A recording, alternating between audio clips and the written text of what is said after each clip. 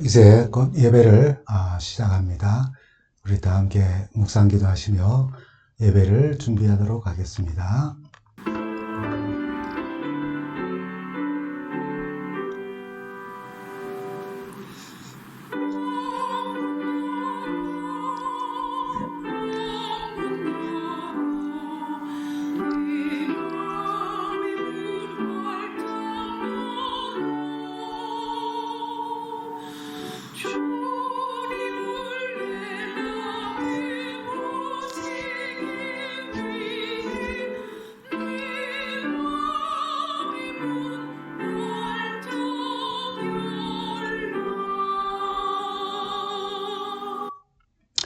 성도 여러분, 한 주간 잘 지내셨습니까?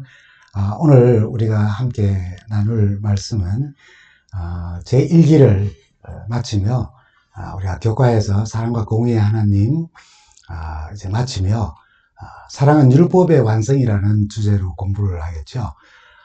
이 사랑은 율법의 완성이라는 성경 말씀은 정말 중요한 주제로 그래서 교과의 내용을 조금 보충하는 것이 좋겠다는 생각에 오늘 말씀을 사랑은 율법의 완성입니다 라고 하는 제목으로 좀 준비했습니다. 우리 재림교인들은 이 율법의 불변성과 중요성을 강조합니다. 그리고 하나님의 말씀에 순종하며 살기를 우리가 소망하며 그렇게 삽니다. 그러다 보니까 율법주의자로 또 오해를 받기도 합니다.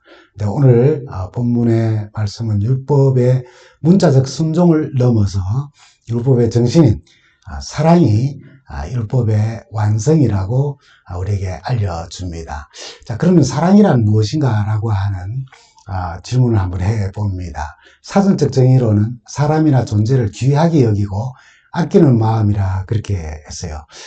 사람이나 존재를 귀하게 여기고 아끼는 마음이라고 이렇게 사전적 정의를 가지고 있지만 우리가 일반적으로 인식하고 있는 사랑은 사람들에 따라 또 시대에 따라 환경에 따라 다른 이해를 가지고 또 다른 경험으로 다가옵니다. 그래서 사랑은 이런 것이라고 정의를 내리기가 참 쉽지가 않고 굉장히 다양한 반응을 우리는 대답을 얻을 수 있을 것입니다. 귀하게 여기고 아끼는 마음이 다양한 경험으로 우리에게 나타난다는 거죠. 여러분 지금까지 유행가라든지 드라마라든지 또는 문학 작품을 통해서 표현되고 또 우리가 공감하기도 하는 사랑에 대한 정의는 또는 그 감정은 어떤 것이 있습니까? 아픈 거다 또는 슬픈 거야 또는 아주 기쁜 거야 눈물의 씨앗이야 또는 바보들의 이야기야 이런 연민이야 사랑은 그리움이야 기다림이야 사랑은 나에게 빠지는 거야 모든 것을 주고 싶은 마음이 바로 사랑이야 원하면서도 원망하는 것 그게 바로 사랑이야 미워해도 잊혀지지 않는 것 그게 바로 사랑이야 함께 있고 싶은 것 그것이 사랑이고 다시 태어난 것 같은 그런 기분이 든다 그게 바로 사랑이라고 말합니다. 그러면서 또 사랑은 절대로 변치 않는 거라고 이야기하지만 또 한편에서는 사랑은 움직이는 거야 라고 이야기를 하면서 사귀는 사람이 있다고 이야기하면 뭐라고 합니까? 골키퍼가 있다고 골이 안 들어갑니까? 라고 하면서 사랑은 정치하는 거야 라고 그렇게 이야기합니다. 어떤 사람은 사랑해서 영원히 함께 있었다고 이야기하지만 또 어떤 사람은 사랑을 했기 때문에 나는 떠날 수밖에 없었다라고 그렇게 말하기도 합니다. 사람이나 존재를 아주 귀하게 여기고 아끼는데 이렇게 사람에 따라서 또 경험에 따라서 환경에 따라서 그 사람들의 사랑에 대한 이해가 또는 감정의 표현이 다르게 이렇게 나타난다는 것이죠. 그런데 오늘 성서 말씀은 사랑은 율법의 완성이라고 아주 독특한 그런 정의를 내립니다. 너무 다른 사랑의 정의이며 너무 다른 경험으로 우리를 이끄는 말씀입니다. 자, 그렇다면은 율법과 이 사랑이라고 하는 것이 도대체 어떤 관계가 있느냐라고 하는 거죠. 그 내용에 대해서는 마태복음 22장 35절 그 이후의 말씀에 잘 나타나 있습니다. 한 율법사가 선생님 율법 중에서 어느 계명이 큽니까? 라고 물어왔습니다. 그때 예수님은 그 10계명 가운데 가장 크다고 여겨지는 한 계명을 떼어서 말하지 아니하시고 그 율법과 오히려 사랑의 관계를 말씀하셨어요. 37절부터 40절에 있는 말씀을 우리가 함께 읽어보면 이런 내용입니다. 네 마음을 다하고 목숨을 다하고 뜻을 다하여 주 너의 하나님을 사랑하라 하셨으니 이것이 크고 첫째 되는 계명이요 둘째는 그와 같으니 내 이웃을 내 몸과 같이 사랑하라 하셨으니 이 두 계명이 온 율법과 선지자의 강령, 세 번역에는 본뜻이라 그렇게 했어요. 강령이니라 그렇게 말씀하셨습니다. 여러분 여기에 율법과 선지자는 십계명을 포함하여 구약성경 전체를 일컫는 말입니다. 강령이라고 하는 이 말은 세 번역에는 본뜻이라고, 사랑은 율법과 선지자의 본뜻이다 라고 그렇게 이야기했는데, 이 말은 헬라어로 크레마님이라고 하는 그런 말인데 매달려 있다라고 하는 아주 흥미로운 의미를 가지고 있습니다. 다시 말하면 사랑은 율법과 선지자에 매달려 있는 거라는 거예요. 마치 감자를 여러분 캐면은 감자가 막 줄줄이 달려 이렇게 캐어지는 것처럼 율법과 선지자를 캐고 연구하고 묵상하면 사랑이라고 하는 것이 율법과 선지자, 즉 구약에 줄줄이 매달려 있는 것을 발견하게 될 것이라는 거예요. 문자적으로 율법, 선지자, 이런 어떤 구약의 어떤 내용이 아니라 그 내용의 안에 들어가 보면은 결국은 이 사랑이라고 하는 것이 율법과 선지자와 분리되어서 생각할 수 없는 하나됨이라고 그런 말씀인 겁니다. 그래서 오늘 본문 로마서 13장 8절에서 10절에는 이렇게 말씀이 시작되죠. 피차 사랑의 빛 외에는 아무에게도 아무 빛도 지지 말라. 남을 사랑하는 자는 율법을 다 이루었느니라. 그래서 이 사랑과 율법의 관계를 이렇게 아주 간단하지만은 아주 심오하게 이렇게 정의를 내리는 것입니다. 여러분, 남을 사랑하는 자는 율법을 다 이루었다는 말씀. 근데 이 말씀을 시작하면서 또 피차 사랑의 빛 외에는 아무에게도 아무 빛도 지지 말라고 그렇게 이야기합니다. 빛 이야기하니까 좀 부담이 되지요. 우리 중에 빛 없이 사는 사람 있습니까? 아마 없을 겁니다. 물론 난 빛 안 지고 산다고 말하실 분도 있겠지만은 우리가 살고 있는 나라, 그 나라들이 재정적인 어려움, 다시 말하면은 수입보다는 국가가 지출하는 그 지출이 너무 커서 재정 적자, 마이너스 국가 경영, 그건 다 빚입니다. 고스란히 가계 부채로 떠넘겨지고 우리의 경제 활동에 제약을 받게 됩니다. 우리 한국의 부채가 6,200조 원이 넘는다고 그래요. 6,200조. 이거는 세알이다가 우리 죽습니다. 그 숫자까지 가지도 못해요. 정말 어마어마한 돈이죠. 우리가 살고 있는 미국도 약 36조 달러에 달한다고 해요. 경이라고 하는 단위까지 올라갑니다.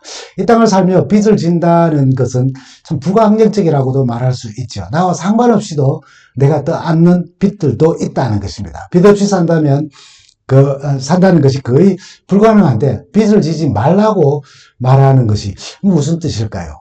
빚 진다라고 하는 것. 이 빚이라고 하는 말, 오페일로라고 하는데요. 이게는 두 가지 의미가 포함되어 있습니다. 하나는 우리가 일반적으로 알고 있는 돈을 빌려 빚을 진다는 그런 의미가 있고요. 두 번째는 할 의무를 진다라고 하는, 해야 한다라고 하는 그런 의미를 가지고 있습니다.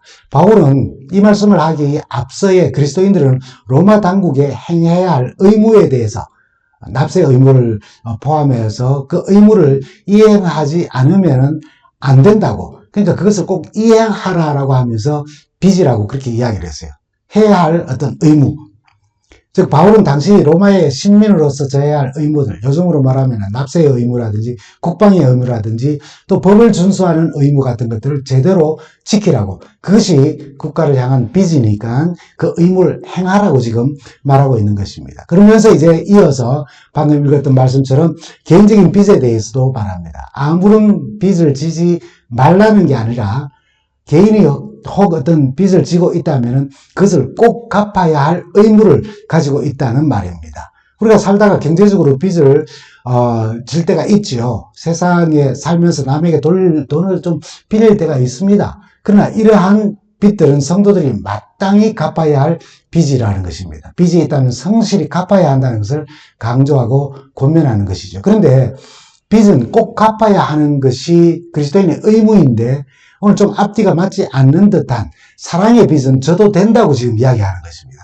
사랑의 빚을 강조하기 위해 개인의 빚, 국가에 대한 어떤 의무, 그것을 비유로 이야기한 것이죠. 그럼 여러분, 사랑의 빚이라는 게 과연 뭘까요? 사랑의 빚을 잘 설명해 놓은 것이 로마서 5장 8절입니다. 로마서 5장 8절에는 이렇게 말하죠. 우리가 아직 죄인 되었을 때에 그리스도께서 우리를 위하여 죽으심으로 하나님께서 우리에 대한 자기의 사랑을 확증하셨다고요. 하나님의 사랑을 받은 우리는 하나님께 빚진 자들이라는 것입니다. 우리가 다른 사람에게 빚을 지면 그 사람을 만나는 것이 참 부담이 됩니다. 피하게 되지요. 때로는 인간관계가 깨어지기도 합니다. 그러나 사랑의 빚은 내가 대가 없이 베푼 것이기 때문에 인간관계를 더 깊고 더 아름답게 만들 수가 있어요. 서로 만나는 일이 부담이 된다거나 피하고 싶지 않습니다. 더 자주 만나고 더 많은 시간을 같이 하고 싶어져요. 이 사랑의 빚을 서로가 피차에 지게 되면은 그런 관계가 형성되는 것입니다. 시간이 지날수록 하나님께 그 사랑에 빚진 자라고 하는 것을 깨닫는 사람들은 시간이 지날수록 하나님과 더 친밀한 관계에 들어가며 시간이 지날수록 성숙한 신앙생활로 변하는 것이 바로 우리가 하나님께 빚진 자라는 사실을 잊어버리지 않고 깨닫고 그 기쁨으로 살아갈 때, 감사한 마음으로 살아갈 때 우리가 경험하게 되는 것이에요. 그리고 하나님은 하나님께 빚진 자들인 우리가 피차에 서로 사랑의 빚진 자가 되어서 서로 사랑하고 사랑을 받으면서 살아가라고. 그것이 바로 율법의 완성이라고 이야기하는 것입니다. 사랑은 주는 사람과 받는 사람 모두를 기쁘게 하죠. 우리는 남에게 사랑을 받고 또한 베풀 때에 자신이 이 세상을 살아갈 가치가 있는 존재라는 사실을 깨닫게 됩니다.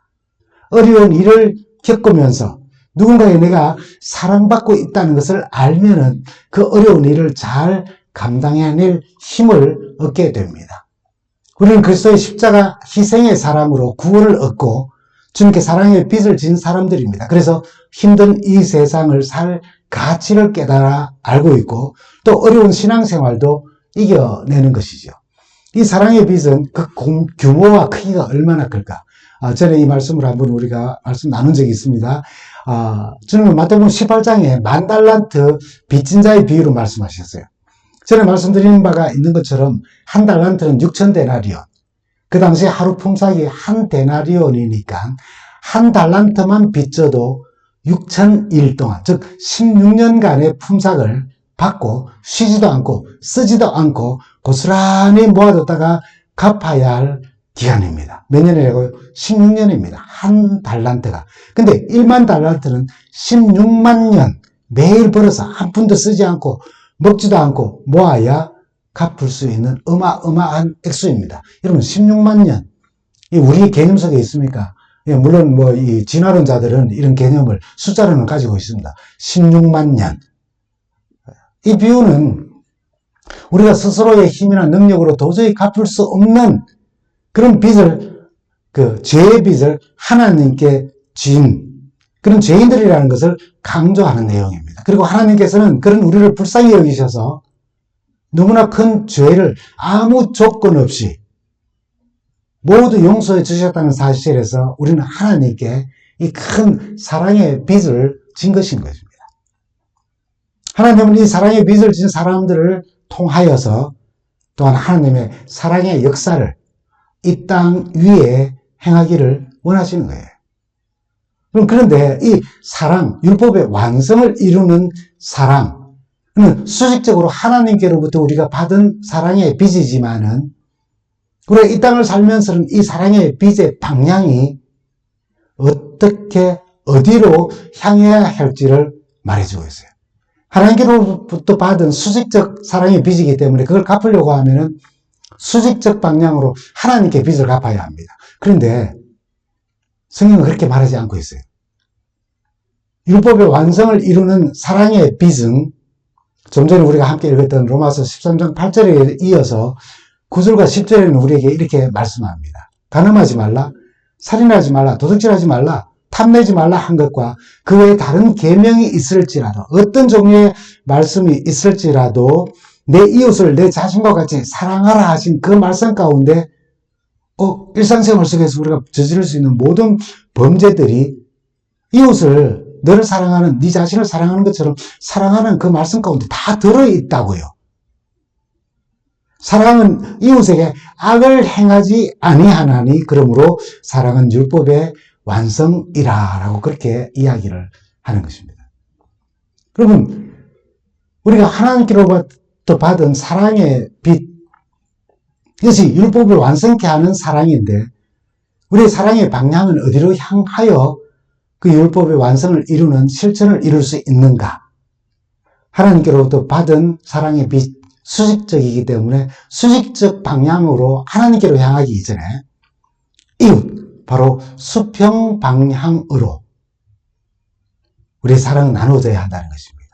사랑의 빛은 다시 말씀드립니다만 수직적으로 비쳤는데 율법의 완성을 이루는 우리의 사랑은 수평적으로 나누어져야 한다는 말씀인 것입니다. 이웃에게 악을 행치 아니하는 것이 바로 율법을 완성시키는 사랑이라는 거예요.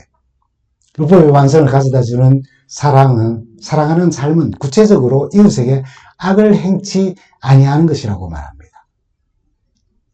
여러분, 율법의 완성을 이루기 위해 율법의 조문을 암송하고 그렇게 살려고 노력한다고 참 쉽게 되는 일이 아닙니다. 그 문자 하나하나로, 글자 하나하나로 적용하고 받아들인다면 참 힘들어요. 간음하지 말라, 살인하지 말라, 도둑질하지 말라, 탐내지 말라.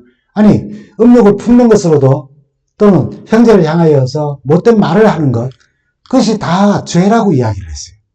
근데 어떻게 우리가 속마음까지 깨끗하게 그렇게 살아갈 수 있습니까? 그러나 이것들을 잘 이겨낼 수 있는 길은 바로 사랑이라는 것이에요. 사랑은 이웃에게 악을 행치 아니하나니 그러므로 사랑은 율법의 완성이라고요. 십계명은 성도들이 어떻게 이웃을 사랑할 것인지를 잘 알려주고 있어요. 십계명의 각 조항은 이웃에게 악을 행치 말라는 것입니다. 이웃의 생명을 탈취하고 이웃의 가정의 행복을 깨뜨리고 이웃의 재산을 훔쳐서 그들이 고난 가운데 빠뜨리고 탐욕하는 것, 탈취하는 행위, 그런 것들을 하지 않는 것이 바로 사랑이고 그것이 율법 안에 다 포함되어져 있는 것이라는 것이죠. 여러분, 이웃을 사랑하는 사람은 당연히 부당한 또는 부정직한 행동을 하지 않습니다. 이웃을 향하여. 오히려 적극적으로 이웃의 유익을 위하여서 노력합니다. 내가 누군가를 사랑할 때 간음하고 살인하고 도둑질하고 탐내는 마음이 생기겠어요? 그렇지 않습니다. 내가 누군가를 사랑하면 해를 주는 행동을 또는 마음 아프게 하는 어떤 상처 주는 말들을 하는 대신에 오히려 그를 보호하고 무엇이든지 다 해주고 싶은 마음이 듭니다. 참 어려운 도전이지요. 왜 그렇습니까? 우리의 죄성 때문입니다. 이웃을 사랑하지 못하고 이기적인 삶을 우리가 살아오고 있기 때문입니다. 그러나 이제 우리는 1만 달란트 가치의 사랑의 빚진 자로서 도무지 우리의 힘으로는 갚을 수 없는 사랑의 빚을 하나님으로부터 받고 사랑의 빚진 자로서 우리는 하나님의 은혜와 우리 주님의 사랑과 성령님의 감동을 통하여 이웃을 사랑할 힘을 우리가 제공을 받고 사랑의 빚진 자로 성령 안에서 그리스도의 사랑으로 이웃을 사랑하고 섬길 수 있게 되어 이제는 율법을 완성케 하는 자로 살아갈 수 있게 된 것입니다. 사랑의 실천은 모든 율법의 요구를 완성시켜주고 동시에 우리의 삶을 행복하게 해줍니다. 사랑은 무엇을 하기보다 하지 않는 거예요. 그게 뭡니까? 악을 행치 않는 겁니다. 나쁜 어떤 말들을 하지 않고 그거예요. 여러분, 우리가 흔히 이렇게 몸무게를 뺀다, 이렇게 건강한 삶을 생각한다. 그러면 뭘 먹을까? 뭘 할까 생각하는데 그 건강을 해치는 것을 하지 않는 것부터 해야 하는 거예요. 사랑도 그러하다는 것입니다. 갈라디아 5장 13절에서 15절에도 우리에게 이렇게 말씀합니다. 형제들아, 너희가 자유를 위하여 부르심을 입었으나 그러나 그 자유를 육체의 기회를 삼지 말고 오직 사랑으로 서로 종노하라. 온 율법은 내 이웃 사랑하기를 내 자신까지 하라 하신 그 말씀 안에 다 이루어졌다고요. 그러면서 만일 서로 물고 먹으면 피차 멸망할까 조심하라 라고 그렇게 말씀합니다. 우리가 영적 훈련을 행할 때에 우리가 영적으로 성장하고 성숙하기를 원할 때에 하나님을 향한 수직적 차원에서 열심을 내지만은 이웃을 사랑하는 수평적 차원에 대하여서는 우리가 좀 덜 중요하게 생각한 것이 아니었을까 하는 그런 깨달음을 주는 말씀드립니다. 사랑은 율법의 완성입니다. 라는 이 율법의 완성을 이끄는 사랑은 이웃을 향해 구체적이고 지속적인 사랑으로 우리의 일상 습관을 변화시키는 성도의 삶인 것입니다. 그것이 바로 우리가 하는 사랑이 율법의 완성을 이루는 것이라는 거예요. 아주 일상에서 이루어지는 일이라는 것입니다. 우리가 어떻게 율법의 조항을 따라 살 수 있겠습니까? 그래서 하나님은 사랑을 통하여 당신이 먼저 우리에게 사랑을 쏟아 부으시고 그 사랑의 빚진 자로서 그 또 다른 사람들과 함께 나누는 삶을 통하여서 율법의 정신을 실행함으로 율법을 완성시키는 삶을 하나님께서 계획하셨어요. 우리 주님 예수님께서 이 땅에 계시면서 그 모범을 보이시고 우리에게 알려주셨고 이제 성령께서 우리 속에 감화감동하셔서 그런 삶으로 우리를 이끄시게 하는 것이 바로 우리 그리스도인의 삶인 것입니다. 하나님과의 관계만이 아니라 모든 사람들과의 관계에서 우리는 사랑을 통하여 율법을 완성시켜 가는 것입니다. 우리가 경건에 이르기를 연습하는 것처럼 사랑 연습도 사실 우리에게 필요합니다. 이웃을 사랑하는, 덜 사랑스러운 사람도 사랑하는, 더 나아가서 나를 힘들게 하는 사람도 사랑하는 온 율법을 이루는 사랑 연습인 것입니다. 이는 하나님과 수익적 관계만 초점을 맞추고 있는 우리에게 굉장히 큰 도전의 말씀인 것입니다. 하나님과 만나고 기도하고 참여하고 다 하면서도 수평적인 관계에서 그 사랑이 나누어지지 않는다면 아무 의미가 없다는 거예요. 2019년에 이 컬드웰 대학이라고 하는 곳의 철학과 부교수이고 이제 영성과 리더십 연구소 소장인 카일 데이비스 버넷이라고 하는 분이 사랑연습이라고 하는 책을 썼어요. 이 부제에는 이 세상에 생명을 주는 영적 훈련이라는 부제를 가지고 있어요. 그냥 이 사랑연습이라는 제목만 보면은 두 남녀의 실패하지 않는 또는 부부의 또는 뭐 자녀와 가족 간에 그런 실패하지 않는 사랑을 위해 연습을 하면 좋다는 내용 같지만은 조금 전에 말씀드린 부제, 세상에 생명을 주는 영적 훈련이라는 이 부제를 통해서 보면은 우리가 생활하는 일상의 삶 속에서 이웃과의 관계에서 사랑은 실천되어야 하고 그리고 그것이 바로 우리의 영성 훈련의 큰 힘이고 그것이 영성 훈련의 중심이 되어야 한다는 것을 이야기합니다. 이 책의 서론에 이런 이야기가 있습니다. 내 친구는 영적 곤태에 빠졌다. 그가 입술을 축 늘어뜨리며 내게 한 말이다. 그는 40일 금식을 막 마친 한 친구를 만났다며 자신도 40일 금식을 해봐야겠다고 그리고 혹시 제안해 줄 것이 있냐고 내게 물었다. 금식을 하는 동안 읽을 만한 책이라도 제안해 줄 수도 있었다. 하지만 그는 금식을 통해 진짜 유익을 얻고 도전을 받는 일은 그의 안중에도 없었다. 친구는 40일 금식을 마칠 수 있는 비결과 요령에 훨씬 더 관심을 갖고 있었다. 자신의 권태를 극복할 가능성에 흥분했다. 그래서 나는 이렇게 말했다. 하지마. 40일 금식하지마. 그게 내 제안이야. 말하면 말할수록 그 말에 더욱더 확신을 느꼈다. 안 하는 게 좋겠다는 일에 더 확신을 느꼈다는 것입니다. 그리고는 이렇게 친구에게 말했습니다. 이 문제에 대해 더 이야기해보자. 그렇지만 친구는 내일부터 시작할 금식에 대비해 햄버거를 계속 입으로 목으로 밀어넣고 있었다. 저자는 이에 대해 하나님의 마음을 이사야 58장을 통하여서 그는 전합니다. 6절과 7절에 있는 말씀입니다. 내가 기뻐하는 금식은 드디어 이제 이 금식을 통하여서 하나님과 수직적 관계를 회복하겠다고 생각하는 그에게 하나님께서는 이웃으로 향하라고 하는 것이죠. 부동한 결박을 풀어주는 것, 멍에의 줄을 끌어주는 것, 압제받는 사람을 놓아주는 것, 모든 멍에를 꺾어버리는 것, 바로 이런 것들이 아니냐. 또한 굶주린 사람에게는 너희 먹거리를 나누어 주는 것, 떠도는 불쌍한 사람을 집에 맞아들이는 것이 아니겠느냐. 헐벗은 사람을 보았을 때에 그에게는 옷을 입혀주는 것, 내 권력을 피하여 숨지 않는 것이 아니겠느냐라고요. 우리가 영적으로 성숙하기를 원하고 영성을 위하여서 훈련을 생각할 때에 우리는 수직적 관계, 하나님과의 관계를 먼저 생각하게 됩니다. 너무나도 당연한 일 맞습니다. 그래서 그 일을 위하여서 우리는 또 계획하고 준비합니다. 하나님으로부터 사랑의 빚을 받았기에 그 빚을 갚기 위해서 수직적으로 하나님과의 관계 회복을 위해서 우리는 생각합니다. 그러나 하나님을 향한 수직적 차원에서 열심을 내면서도 이웃을 사랑하는 수평적 차원의 소홀히 하는 것은 하나님께서 원하시는 영성훈련도 아니고 금식도 아니며 사랑도 아니라는 것입니다. 이웃사랑은 구체적이고 또 지속적으로 우리의 일상 습관을 변화시키는 최고의 사랑 연습인 것입니다. 그것이 율법을 완성케 하는 사랑이라는 것이죠. 하나님께 사랑에 빚진 자는 더 나은 사람이 되고 싶어 합니다. 그게 사랑이에요. 따뜻한 사람이 되고 싶어 합니다. 그게 사랑인 것입니다.